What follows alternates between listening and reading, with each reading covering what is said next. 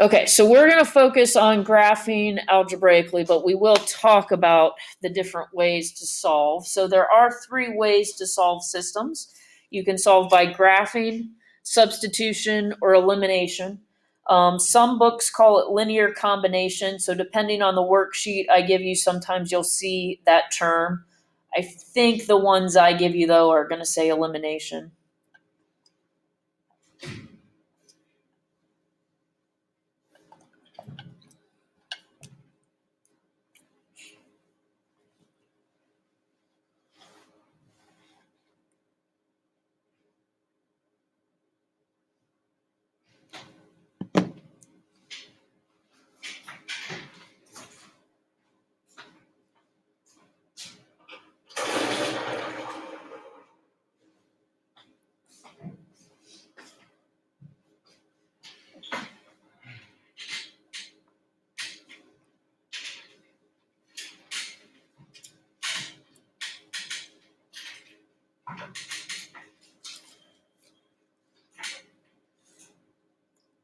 So I'll graph this for you. You don't have to put this in your notes, but just to remind you what this looks like. So these are both linear. So when I graph this, I go up 3. Slope is 2 over 1. So up 2 over 1, up 2 over 1. Or I could go down 2, left 1, down 2, left 1. And then I'm going to connect those. Maybe. And then what am I going to be looking for when I make this other line? Right, because this red line, if I had done it a little better, it's all the solutions to that equation. Now this one is all the solutions to this equation. So I go up 1 over 2, up 1 over 2, or I go down 1, left 2, down 1, left 2, down 1. And you can see I should have extended that line. Oh, I did something wrong, didn't I? It went down 1 and 1. Oh, thanks. It's like, that is cockeyed. Down 1, left 2. Is that better? Down 1, left 2. There we go. Down 1. There we go. And so, what's the problem with graphing? Pain takes too long. What else? Not cool. Why is it not cool? Besides that. You don't get exact numbers. Right, we're not very accurate. You look at how I did that one. I mean, my points, besides the fact I did it wrong the first time, but my points aren't lined up very well. My lines, even with that tool, they didn't go through the points very accurately. And so it's not very accurate. Much less if it's a fraction answer, I'm not going to be able to tell exactly where that fraction is. So that's why we're not going to focus on graphing. But it does give you a visual representation. It shows you that, oh, the solution to the system is where the 2 lines are intersecting. So keep that in mind as we're solving them algebraically. So we're going to start off, we're going to solve with substitution. So we've got 2x plus 5y equals negative 5. And x equals negative 3y plus 3.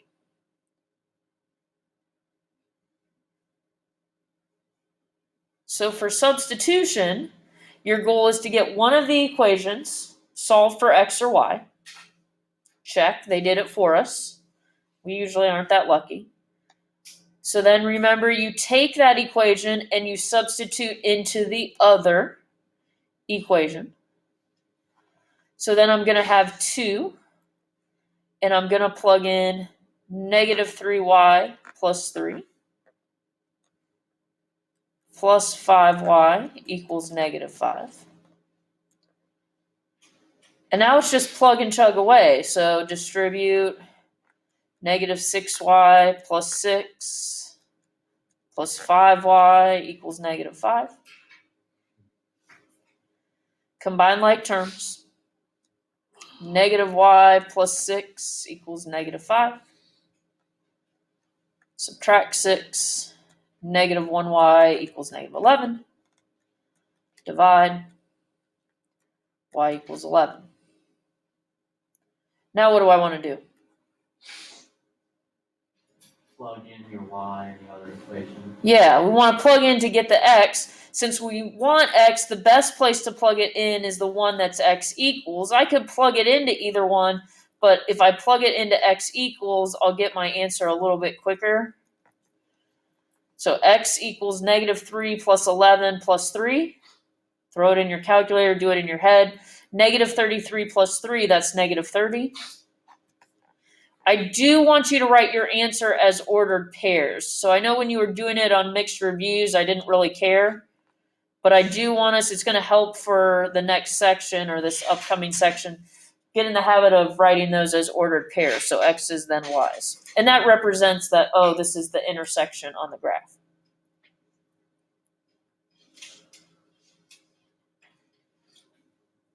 Let's do one more substitution. And then we'll do a couple elimination, and then I'll give you the homework. So this one I've got -2x plus y equals 4. And 3x plus 2y equals 1.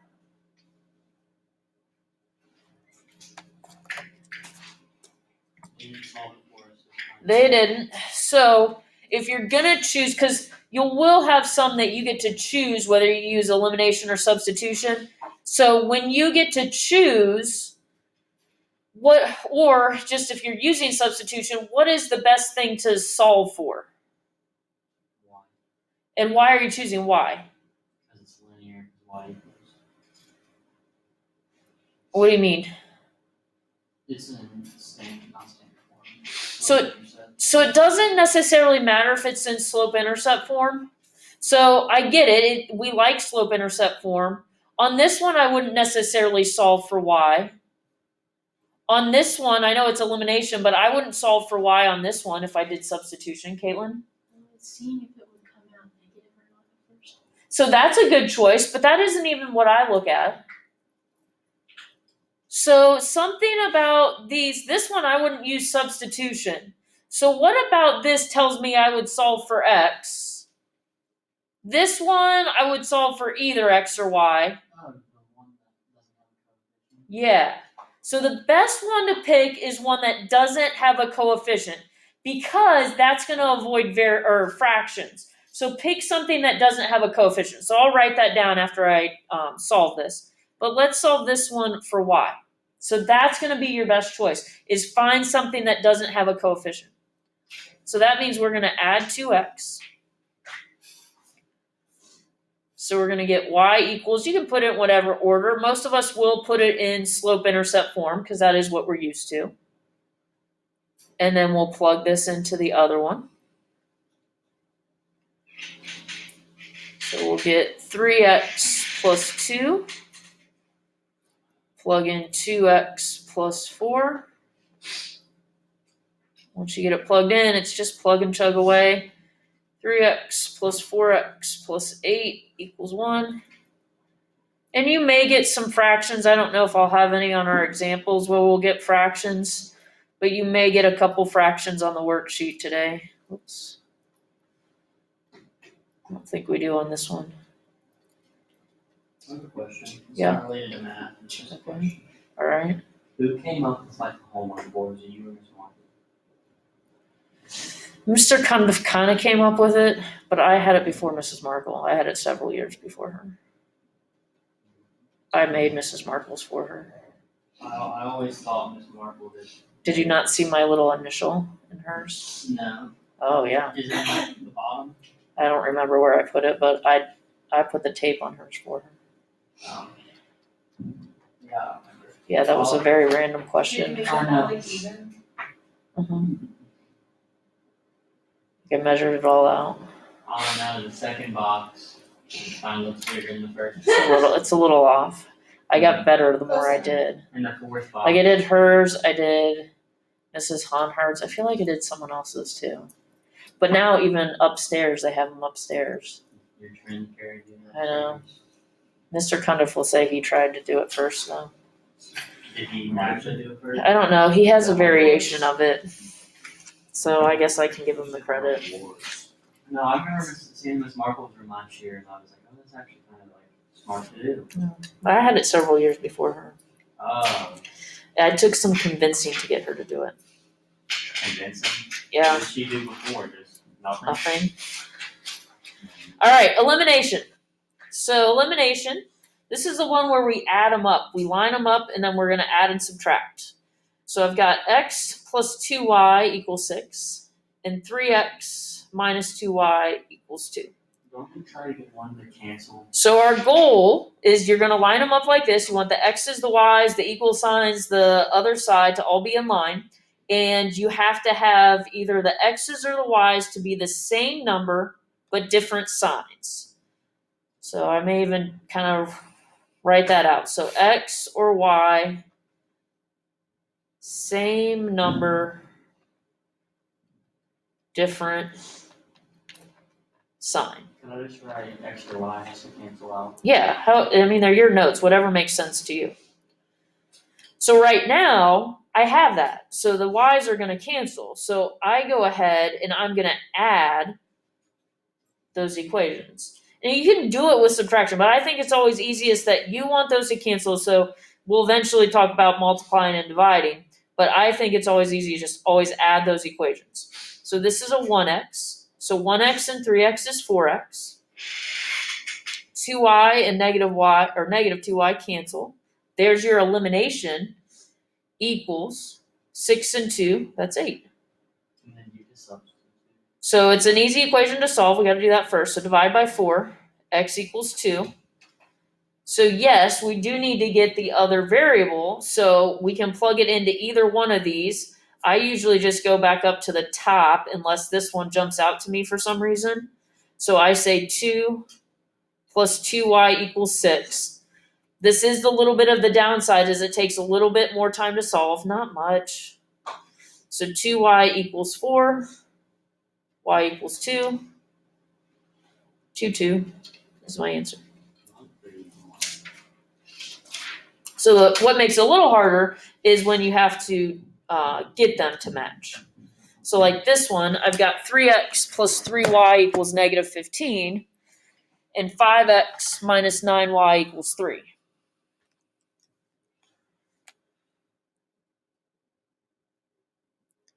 So to get them to match, if you remember, you multiply one or sometimes both equations by a number. So I go through, and I know some of you already see it, but I go through and I say, okay, can I multiply 3 by something to get 5? No.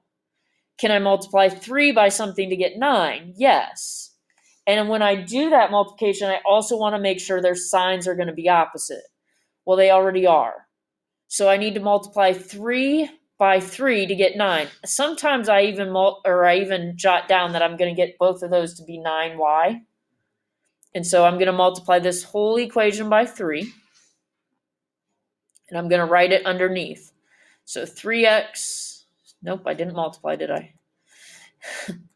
9x plus 9y equals negative 45. So I get 14x, y is canceled, equals negative 42. Divide by 14. Negative 3, I think.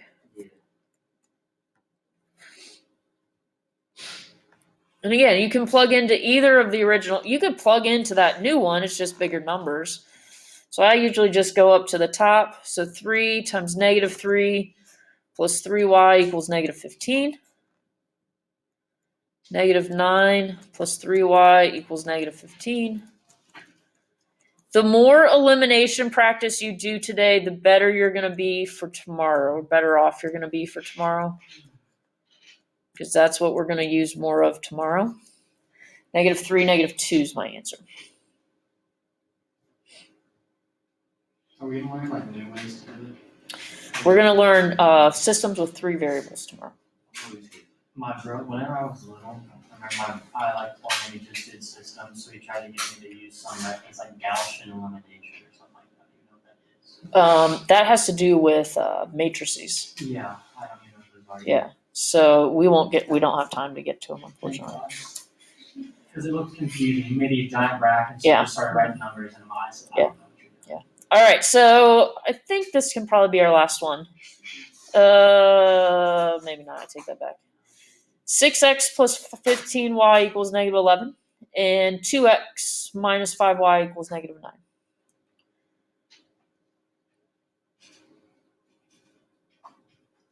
Should I get the x's or y's to match? I could get either, right? And sometimes it's personal preference. I heard y's first, so I'll get the y's to match. I want to multiply by 3, but I do want to get opposite signs because right now they're the same. So I'm going to multiply by negative 3. So negative 6x minus 15y equals 27. Now, you can add with this one in the middle. That makes me a little nervous, so I always take the time to rewrite it. That's up to you. What happens on this one? They both cancel. So you get 0. Here you get negative, nope, you get positive 16. That's no solution. Right. So if you get something that's not true, we say no solution. Because we get a false statement. Now, if you get a true statement, and that's going to happen if you get 0 equals 0, it's not one solution. One solution is when I get an ordered pair, is when there's an intersection. Can someone let Tess in? It's all real numbers. It's not all real numbers. Think about what's happening. So here's what's happening. It's 2 lines. So the 2 lines can either intersect once. They won't intersect at all. So what do the 2 lines look like? They're parallel. So they could be parallel. They could intersect once. Or they could intersect. How do 2 lines intersect twice? Hey, they're straight lines. What happens if they're the same line? So if I have that red line and then I have this green line, that's the same line. How many times are they intersecting? Infinite. So that's the other choice. So when you get a true statement, you say infinite solutions. So you're going to have most of the time an ordered pair. Your 2 special cases are when it's a false statement, no solution. When it's a true statement, you get infinite solutions. Now, let's do one more. God, you're so excited. Because we haven't seen one like this. 3x minus 6y equals 9.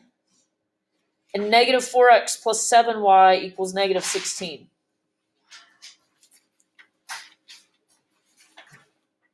So 3x minus 6y equals 9. And negative 4x plus 7y equals negative 16. So can I multiply 3 by something to get negative 4? No. 6 to get 7? No. So you have to multiply both of them. So you want to think about what's the smallest number, ideally, I mean, you don't have to, but what's the smallest number that both go into? Well, what's the smallest number that 3 and 4 go into? Smallest number 6 and 7? 42. So you could use either, but man, I'd rather use 12. So I'm going to make both of these 12.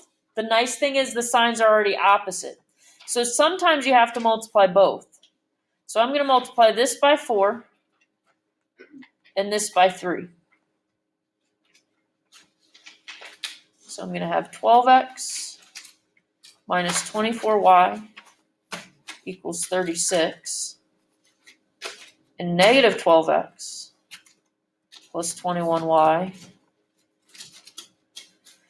Negative 48, I think.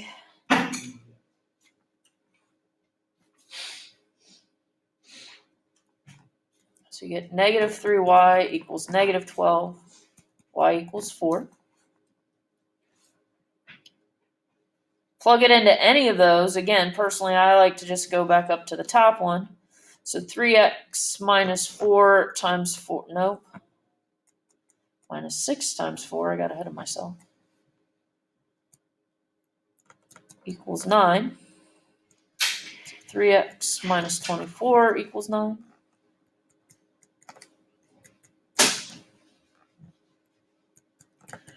3x equals 33. X equals 11. Let's go.